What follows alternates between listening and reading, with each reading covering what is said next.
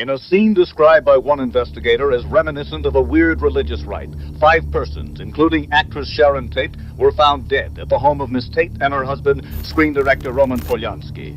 Miss Tate, who starred in Valley of the Dolls, was 8 months pregnant and was found in a bikini-type nightgown with a rope around her neck attached to the body of a man. Is there anything scrawled on the front door of that house in blood? I can't answer that question. In the early hours of August 9th, 1969, a heavily pregnant American actress and model Sharon Tate was murdered in a disgusting and vicious way. She, along with 4 others, were murdered in her home located in Benedict Canyon, Los Angeles, California. The crime scene was reminiscent of a horror movie. The walls were covered in writings formed of Sharon Tate's blood. The killers became known as the Manson family and were instructed to carry out the murders under the influence of infamous American criminal Charles Manson. The main motive behind the murders is believed to be Charles Manson's helter-skelter ideology. He believed an imminent race war was coming, and therefore he instructed his family to kill and make it look like radicals committed the crime in order to speed up the process. However, during a prison interview, Manson claimed the helter-skelter motive was fabricated and claimed there was a much darker motive behind the crime. The crime left a mark on Hollywood and brought an end to the love and peace hippie generation of the 1960s. After investigating the crime, we've come across some dark conspiracy theories and information that was not released by the media. In this video, we will take a look at the twisted theories and intel which links to Satanism, the mafia, and drug trafficking. After listing all the possible motives, you will be able to decide for yourself. A poll will appear at the end of the video, and your vote will be tallied up and revealed in the next episode of this new series. Firstly, we will take a look at the crimes committed by the family over the summer of 1969.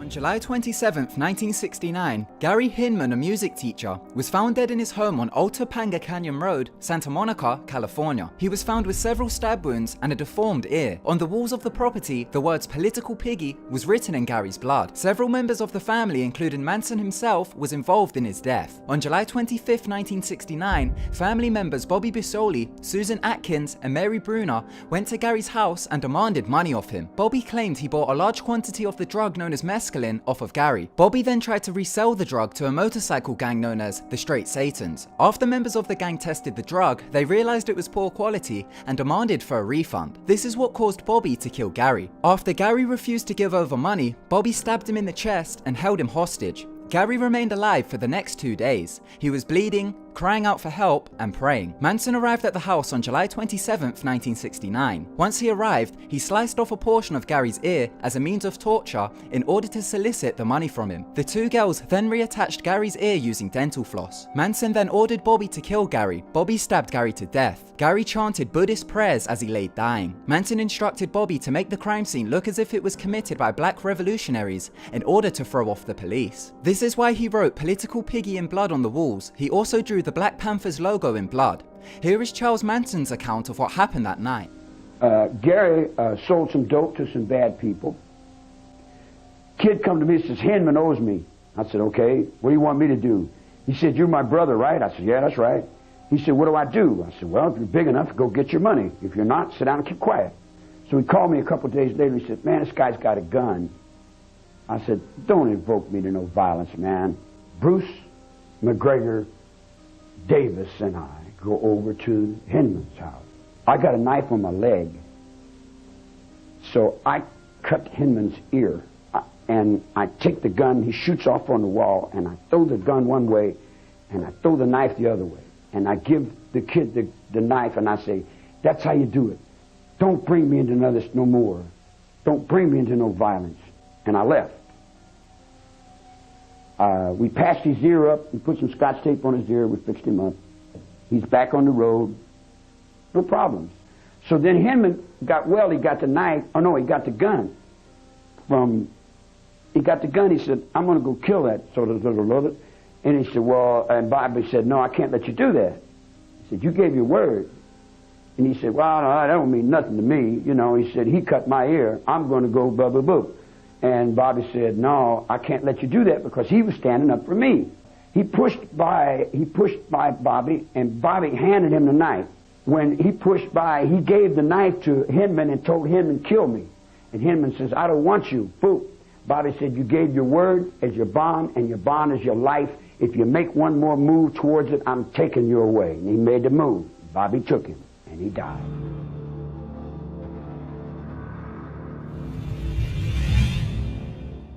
Sharon Tate was born in Austin, Texas on January 24, 1943. As a teen, she was interested in psychiatry but decided to pursue a career in film. Her film career began in 1961 after she starred in several movies, however, her roles were uncredited. She became noticed after starring in the occult-themed movie Eye of the Devil. In total, she starred in 9 films and 3 TV shows. She also modeled and appeared on the front cover of several magazines. She met her husband Roman Polanski while in London filming for Eye of the Devil in late 1965. Although they wasn't interested in each other at the time, they fell in love while filming for Polanski's 1967 film The Fearless Vampire Killers.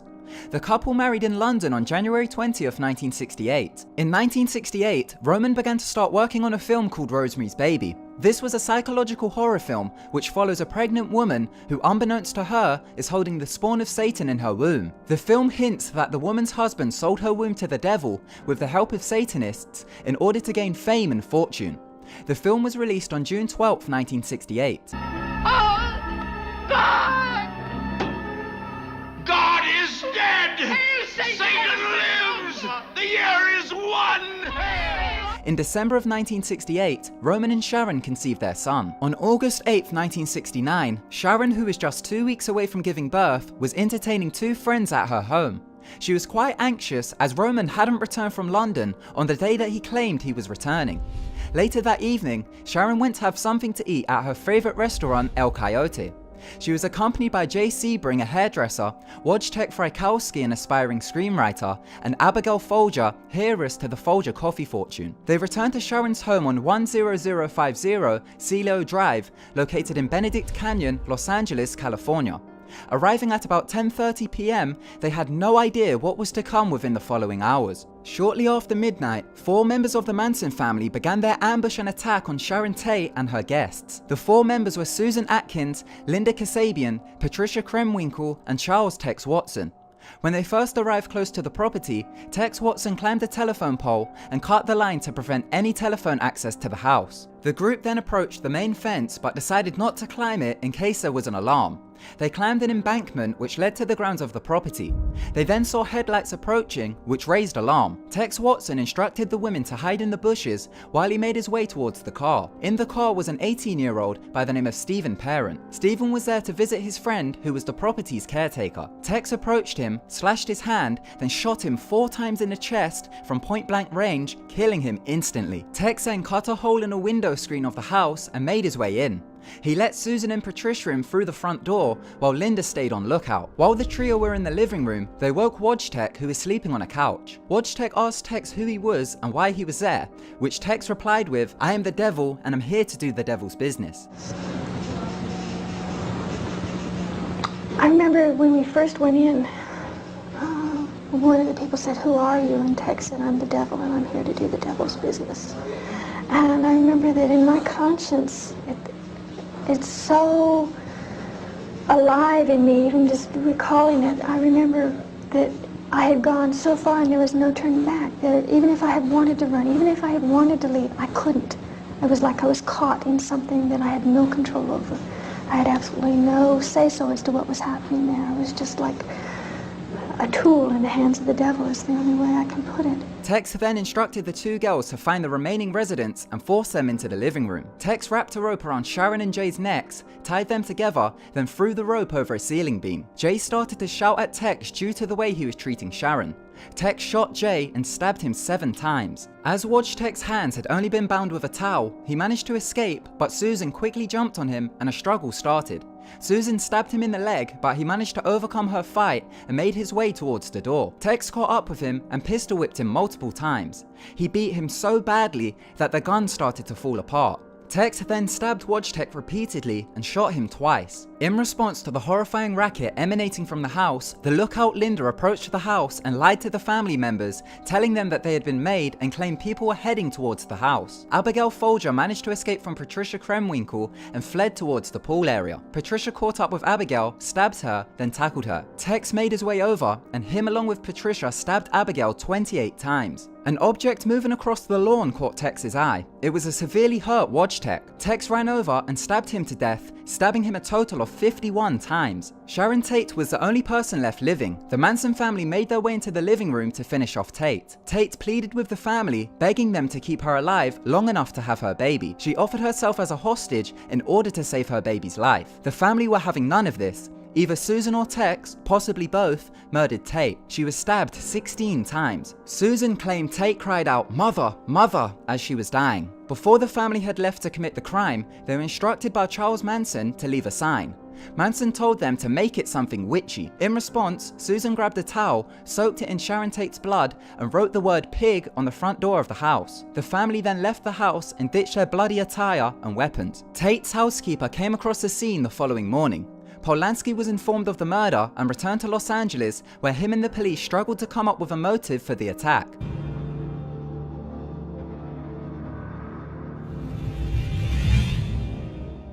The following night on August 9th, Manson along with the 4 members from the previous night and 2 extra members Leslie Van Houten and Steve Grogan made their way to 3301 Waverly Drive, located in the Los Feliz section of Los Angeles. The property was home to Lino LaBianca and his wife Rosemary. Lino was a supermarket executive, Rosemary was a dress shop owner. Manson entered the home first, then returned to the family and told them he had tied up the residents. Once the family entered the house, they caused a scene just as gruesome as the previous night. Rosemary was stabbed 41 times by Patricia Krenwinkel and Leslie Van Houten. Lino was stabbed 12 times by Tex Watson. Watson carved the word war into Lino's abdomen. Tex went to take a shower, and during this time, Patricia stabbed Lino's dead body 14 times with a carving fork. She left the fork protruding out of Lino's stomach. Patricia then used the couple's blood to write the words "Rise," "Death to Pigs," and "Helter Skelter" on the walls of the house. Manson claimed Lino was murdered in order to obtain a black phone book which held numbers to the music industry. Lino Bianca was killed for a black phone book with all the numbers in it. The phone numbers that controlled the music market. Sharon Tate and those people were killed because Terry Melcher broke a contract and sent 3 Orientals with hatchets over to kill somebody else.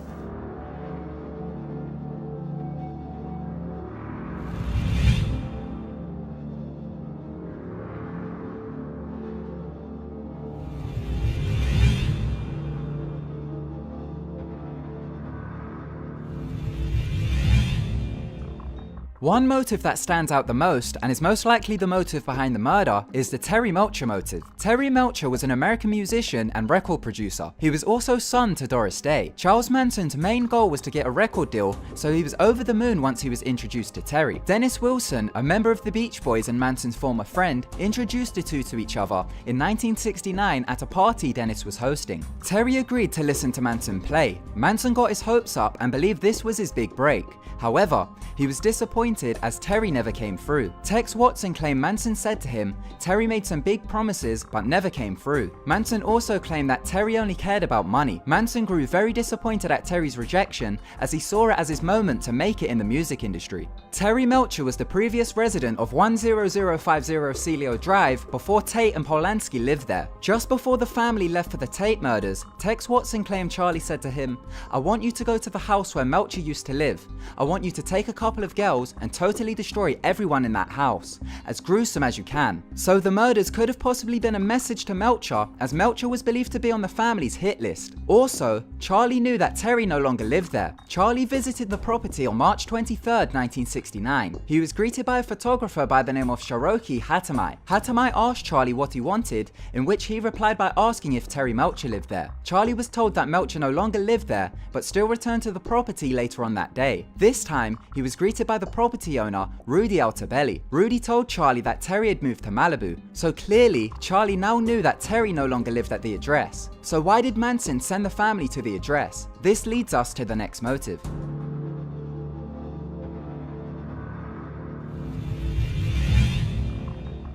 This motive suggests that the helter-skelter plan was simply a ruse in order to keep the female family members under Manson and Tex Watson's control while they built a drug empire. The main aspect that blew this case wide open was simple: the funding. Charles Manson was a musician, but his craft didn't make him much profit as he didn't have a record deal. Manson family member Paul Watkins claimed Charlie carried around $3,000 to $5,000 cash in hand and had stash houses holding around $30,000 to $40,000. In today's standards, that will be close to $250,000. So where was this money coming from? The Manson family stayed in the Spahn movie ranch located in Los Angeles County. The ranch was once used to shoot Western movies, but by the 1960s, the ranch became desolate and its main source of income was from horse riding. The owner, George Spahn, allowed the family to stay at the ranch rent-free in exchange for labor. Around 12 to 24 family members stayed at the ranch. This included men, women, and children. With a family comes cost, as they must be provided with healthcare, clothes, food, and many other necessities. The family also owned several vehicles, including a VW minivan, a Fiat, a 1950s Ford, a cake truck, a customized school bus, and several dune buggies. Not only do vehicles require maintenance, they also need gas. The family also spent money on several different drugs during their binges. So where did they acquire the money to fund their lifestyle? During a prison interview when asked about his work status before he was locked up, Manson mentioned that he made money via the underworld. And 10 or 15 girls, what the hell I want to go off and go to work for? Work for what? Money? I got all the money in the world. I'm the king, man. I run the underworld, guy. I decide who does what and where they do it at. When am I going to run around and act like I'm some teeny bopper somewhere for somebody else's money? I make the money, man. I roll the nickels. The game is mine. As we saw from Gary Hinman's death, the Manson family were involved in drug trafficking. Tex Watson supplied the family with money by different business ventures. Before the murders, he owned a wig shop called Love Locks and also sold drugs. A strange coincidence about the wig shop is that two of his victims were also in the wig business. Jay Sebring from the Tate murders was a hairdresser to the stars, and Rosemary LaBianca also dealt with wigs in her dress shop. So during this time, they may have been competitors or could have possibly done business with each other.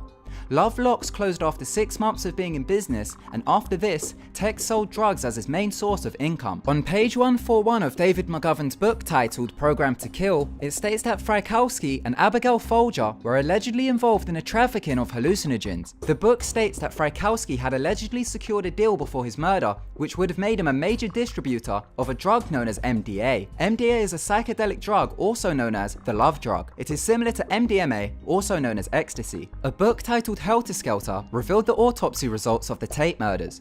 It showed that Frykowski and Abigail both had MDA in their system on the night of the murders. Small amounts of MDA was also found on the property. While on trial for the murder, Susan Atkins claimed on the night Linda Kasabian instructed Susan to get a knife and go with her and Tex to Beverly Hills as somebody owed them $1,000 for a new drug called MDA. Susan also stated that she had no idea as to who the residents of the house were.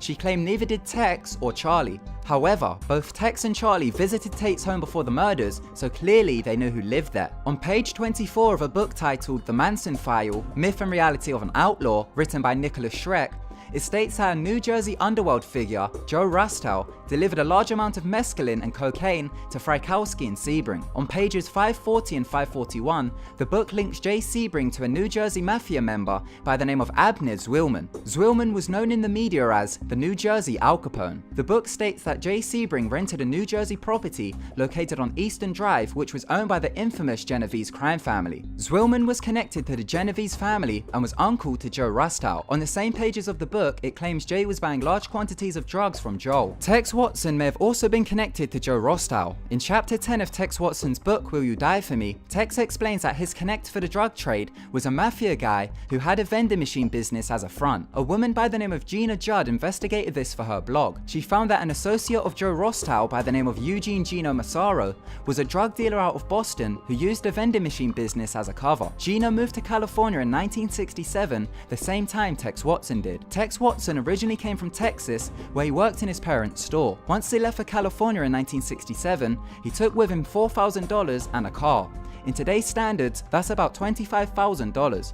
This could have been Tex's life savings. However, some people have come to believe that Tex was selling drugs in Texas and was offered a larger role in the business in California. Also in the blog, Gina Judd claimed that Joel Rostow had allegedly told Carlene McGaffrey, Jay Brink's secretary, that he allegedly went to Tate's home on August 8th in order to drop off a large quantity of drugs. However, he didn't have the specific amount needed, so left the house. Knowing that Joel was an active criminal, Carlene allegedly informed the police, who according to the blog, questioned Joel about the murders which occurred only a day later. Joel allegedly told the police that he didn't know Jay, but did know Frykowski. As Gina didn't list her sources for this information, it cannot be proven. Charles Manson also had connections to the Genovese crime family. In the Manson File book on page 41, it describes how Charles Manson became friends with a mafia member by the name of Alvin Karpis while serving time in Washington state. Before Manson was transferred to McNeil Island, Alvin wrote a letter to Genovese family associate Frankie Carbo. The letter asked Carbo to keep an eye out on Manson and to look out for him. Manson confirmed his relationship with Carbo, as in a 1988 interview with Geraldo Rivera, he said, "I knew Frankie Carbo knew Lino LaBianca." On page 113 of a book titled The Shadow over Santa Susana, which is a book about Charles Manson, it states that Lino was a chronic gambler with a $500 a day habit. The book also stated that Lino was $30,000 in debt, in which he allegedly owed to Frankie Carbo. Lino was a board of director of the Hollywood Bank. After his murder, police investigated the bank. They believe the mafia may have been laundering money through the bank, leading to many of the directors being arrested for fraud and other crimes. In David McGowan's book, Programmed to Kill, on page 141, it claimed that Rosemary LaBianca was a known trafficker of methamphetamine. Although there is no proof, a blogger who goes by the name of XDell came across a rumor that she allegedly used her shop in order to launder money and move drugs. This rumor also claimed that she would allegedly move drugs to other wig shop owners. So if the rumor was true, she could have been in business with Tex, as he owned Love Locks, or Tex could have caught wind of Rosemary's supply chain and decided to rob her. Tex knew Rosemary's daughter, Suzanne Struthers. They knew each other through Suzanne's boyfriend, Joseph Dorgan, who was a member of the motorcycle gang the Straight Satans. Joseph was a known drug dealer who also knew Charlie, as the Straight Satans would visit him at the ranch. Some people believe that Susan allegedly gave Tex insider knowledge of the safe located in the house. There are many outcomes to this conspiracy theory. People believe Tex Watson was the main reason behind the murders. He and Charlie, with their mob connections, were trying to start a large drug operation. As they had insider knowledge of where drugs were being moved to and from, they were either at the Tate residence to rob them for $40,000, which was there in order to pay Joe Rostow, or they could have been there to make a deal. As in Nicholas Schreck's book, he claims that the Manson family were there in order to make a drug deal worth 20 grand, but it went wrong. As for the LaBianca murder, this was committed due to insider knowledge of a safe within the residence, which held a large amount of cash, and a black book which had key numbers to the music industry, in which Charlie needed. The theory suggests that the Tate and LaBianca murders were not a random act of violence, nor a crime of the helter-skelter ideology. The theory suggests that the victims and the Manson family were deeply involved in drug trafficking, tied in with the mafia. As most of the conspiracy relies on word-of-mouth accounts, there is no concrete evidence, other than a small amount of drugs found at the scene, that Jay Sebring and Frykowski were involved in drug trafficking. Some believe the police covered up the crime in order to protect high-profile stars. If the theory is true, why didn't Tex or Manson mention the mafia involvement? People believe they didn't out of respect or fear. Others believe the media only portrayed the Manson insane hippie cult side to the public in order to bring an end to the hippie movement.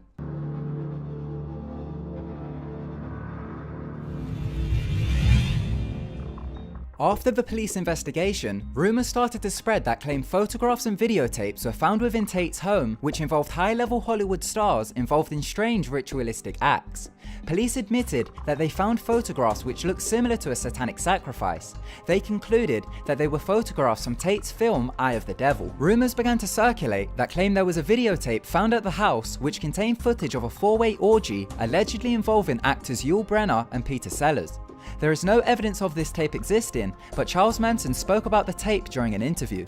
Did they tell you about all the film that they got with the dogs and the chauffeurs that came out of the black and white when Yul Brynner and Peter Sellers paid $30,000 to get the videotapes back that they had done with the pornography, where they was gobbling on each other's knobs in the closet with Sharon, for Sharon, beautiful Sharon? American actor Dennis Hopper, who was friends to Tate and Polanski, made a statement to the LA Free Press. He said they had fallen into sadism, masochism, and bestiality and recorded it all on videotape too. The LA police told me this. I know that 3 days before they were killed, 25 people were invited to that house for a mass whipping of a dealer from Sunset Strip who had given them bad dope. In a book titled One Hand Jerking, Reports of an Investigative Satirist, American author Paul Krasner claimed a private detective by the name of Hal Lipset told him that members of the LA police force had 7 hours of footage of many celebrity sex parties allegedly held at the home. Hal Lipset claimed that the footage was up for sale at the price of $250,000. Jay Sebring was allegedly involved in strange Hollywood parties. In Sammy Davis Jr. book, Why Me?, Sammy recounted a strange party he went to. In 1968, Sammy went to a party in which he described the theme as being Dungeons, Dragons, and Debauchery. The party was hosted by the Church of Satan. At the party, Sammy described the bizarre scene. All attendees were wearing robes and masks. They surrounded a naked woman who was chained up on a red velvet altar. Sammy claimed the woman was willing and happy. In Sammy's book, he said, "One of the leaders of the group tilted his hood back to show me his face. It was a good friend of mine, Jay Sebring, my barber. I'd always known Jay was a little weird. He had a dungeon in his house and he'd say, 'You've got to come over, man. See what I've got downstairs. I've got some real antique pieces.'" In January 2016, a Daily Mail article written by Caroline Howe, which referenced a book titled Sharon Tate, A Life, claimed Roman Polanski forced Sharon Tate into threesomes and also filmed orgies at their house. The article claimed Roman would then go on to show the films at parties. The films were said to be based around S&M and had many recognizable faces of Hollywood in them. The article also claimed that Roman refused to have sex with Sharon once she became pregnant and told her to have an abortion. Videotapes like these are believed to be known as fame porn. It's believed to be recordings of celebrities taking part in humiliating acts of sex, which is then used to blackmail them. According to conspiracy theorist John Todd, Roman Polanski was part of a satanic group in which Sharon Tate didn't approve of, and therefore Sharon was murdered because of it. Tate was breaking away. Her husband knew about it. Her husband went over to establish an alibi in Europe, but that's what the Tate killings were about. The others just happened to be there. She wanted out, and you don't get out. She was having a baby, and she didn't want the baby raised up in it, and she wanted out. John Todd claimed Charles Manson was also involved in Satanism. John claimed Manson was part of the religious group known as the Process Church of Final Judgment. The church came about as an off-branch of Scientology. The Process Church have been demonized for being Satanists and devil worshippers as they worship both God and the devil. In a book titled The Ultimate Evil, the author Maury Terry went into detail about Manson's involvement in the Process Church. Terry accused the church of Hitler worship, animal sacrifice, drug trafficking, child pornography, and murder. As Manson dabbled in Satanism and different cults, he knew the role Satanism played in Hollywood. In David McGowan's book There's Something About Henry, he claimed the Manson family murders were a contract hit carried out for specific purposes under the instruction of interlocking satanic cults within Hollywood. John Todd claimed $50,000 was sent from Toronto to New Orleans in order to pay Manson to take out Tate. However, Manson only received $2,000 of it. $1,000 came down from Toronto to New Orleans, and poor Manson only got $2,000 of it by the time it went through all the sticky fingers. There was also rumors that Polanski allegedly filmed several snuff films of children at a secret filming location located in Laurel Canyon known as the Lookout Mountain Lab. The Lookout Mountain Lab is a secret Hollywood film studio where many classified films have been produced. There is no proof to back the snuff film claim, and it is simply a rumor. In March of 1977, Roman was arrested and charged with 5 offenses against a 13-year-old girl. These charges included rape by the use of drugs, perversion, sodomy, lewd acts upon a child under the age of 14, and furnishing a controlled substance to a minor. Initially, Roman pled not guilty, but in exchange for a plea bargain, he accepted the lesser charge of engaging in unlawful sexual intercourse. Hours before his sentence, Roman fled to France, and since then, he has spent his time in France, fearing other countries may extradite him to the US. So could have Polanski been involved with a satanic group? His circle of friends seem to be involved in some levels of Satanism. Polanski was also friends with the founder of the Church of Satan, Anton LaVey. LaVey helped create the satanic sex scene in Rosemary's Baby. There is no proof besides hearsay that Polanski is a Satanist. While filming for The Eye of the Devil, Sharon Tate was initiated as a witch by a man called Alex Saunders.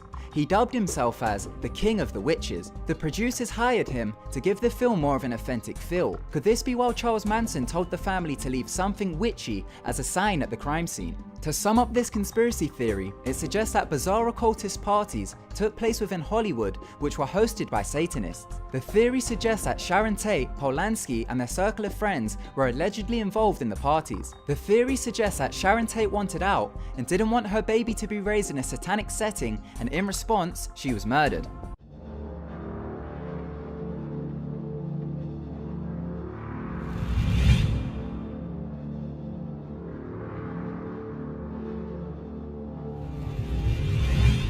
In the end, Charles Manson and his family received life in prison. In violation of the 6th Amendment, Charles Manson was not allowed to defend himself during his trial.